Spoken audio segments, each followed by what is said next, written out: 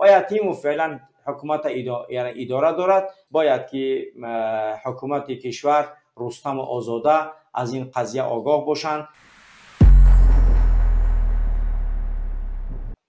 مثلا تمام ناحیه هایی که در تاجیکستان هستند زیر اطاعت اس یتیم فی لعنت کرده الله قرار دارند. ممکن یک نفر بپرسد که چگونه رئیس کمیته امنیت میتواند که تمام ناحیه های کشور زیر اطاعت خودش قرار بدهد؟ مثلا یک نفر روان میکنه که در حکومت این ناحیه برای داخل شه و همون عکسی که رحمانوف در یک گازه داره با همو بگی مقعد تپاکو در توالت یا خیلی پرتوش که همو اخلاط در بالای چهره رحمانوف باشه. بعد سینیماتش کو بعد بیار منابطی رئیس امنیتی ناحیه میگه. بعد اون رئیس امنیت ناحیه در تلفنش میگیره، بعد میاد پیش رئیس ناحیه میگه فلانی، میگه بله، میگه تو میدونی که در حکومت تو رحمانوف چقدر تحقیر میکنن؟ میگه هیچ که تحقیر نمیکنه. میگه نمیکنه.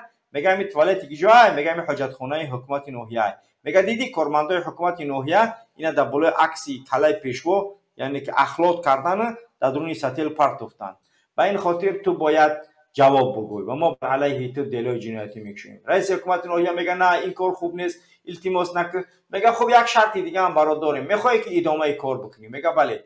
میگه پس ادامه کارم این است که در کرسلوی رئیس ناحیه تو بشین، ولی آنچه که ما یعنی که میگیم برای تو باید همون خیل بکنی.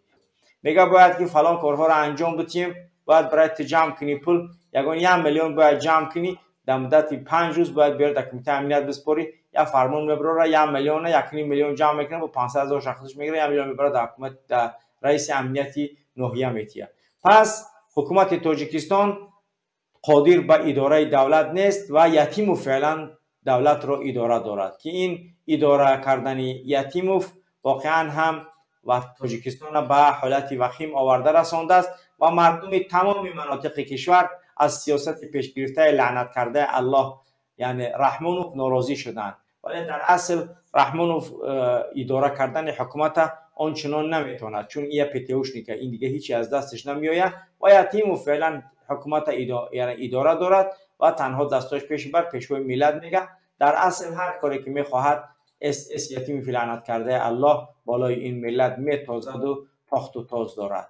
چون شواهد زیاد ما در دست از این قضیه داریم که باید که حکومت کشور رستم و آزاده از این قضیه آگاه باشند و بدانند مرحمت میتونن یک نفری برای معاونی نماینده اپارات پرزیدنت در یک منطقه مثلا برای دونج مونی نه حوزه معلم موندن پیشنش در اطاعت کی بود؟ امی تو جبار قاسیموف در اطاعت اسکندری رئیس امنیتی لخش رئیس امنیتی ونج بود. مرحمت اینا برای بگیره یک نفری از اپارات پرزیدنت روان کنه تو اینکه حکومت ناحیه هر چیزی که میگذره و امنیت به اون میکنه با همین نفری اپارات پرزیدنت بگه و آزاده تو خودت میفهمی که من یگان گپ دروغ نگفته هستم، تو خودت میدونی که این گپایی که من گفته هستم کاملا درست است و اگر باور نداشته باشی مرحمت بسنج. همین کدومی که فرخوری هر ناحیه را که دید امنیتی رفت پس بدون که آدم یتیم فای حکومت ناحیه در اختیار همون است. پس بدون شک یگان شک نکن در حال بگی روان کن. یعنی که چیزی هست که تو باید دیگر اینا بفهمی و بدونی و دیگر در این مسئله ها آنچه که ما میگیم یعنی بدون شک اون قبول کن و بفهم که یتیموف حکومت تاجیکستان در داخل تاجیکستان اداره دارد. اگر چند دستکاش پیشی بر رحمانوف میگه پیشوای معظم ملت، یکی پیشوای معظم ملت از زدگی قطعی دختراش قطعی بچه‌هاش قطعی اویلش، ولی او کارش انجام داده است. و یتیموف فعلا میتوانیم بگیم که یک شخصی است که در کشور نفوذی قوی دارد و در مورد گرفتنش هم اگر بگیرشم تحقق میشه. این را باید برای یگان خیل یعنی که ایزیت کنی ها رنگی غفور سیدو یا گرفته بده ای چی کو همون خیل باید این را بقپه یا فیروزش کنی یگان مجلس بیاید در همونجا آدمای معین قطعی دستو پوشا بنده بگیره بره در جا کلیکش کنه در درون یک جا برای بدوزش یا واتساپ بگیرش یا آدم دیگر را بگیره بمونه. یکی با احتیاط کنی نگاه کنی که خیلی با چی گپ میشه. شما خوب بدونه که یتیموف چگونه بر علیه این ملت و بر علیه اویله رحمانوف انجام داده است و باور کنید بعضی منطقه را وقتی که من اهمیت میدم میگه اویله رحمانوف هیچ نفوذ نداره. میگم چه خیلی اویله رحمانوف؟ میگن بخدا اویله رحمانوف هیچ نفوذ نداره. انسان همون انسانی است که حقیقت باید بگه. یعنی اویله رحمانوف در همین ناحیه یگون نفوذ نداره. کی نفوذ داره؟ امنیت. رئیس امنیت یک جای ای فرخور زوانش کاپیتان مایور همین خیل.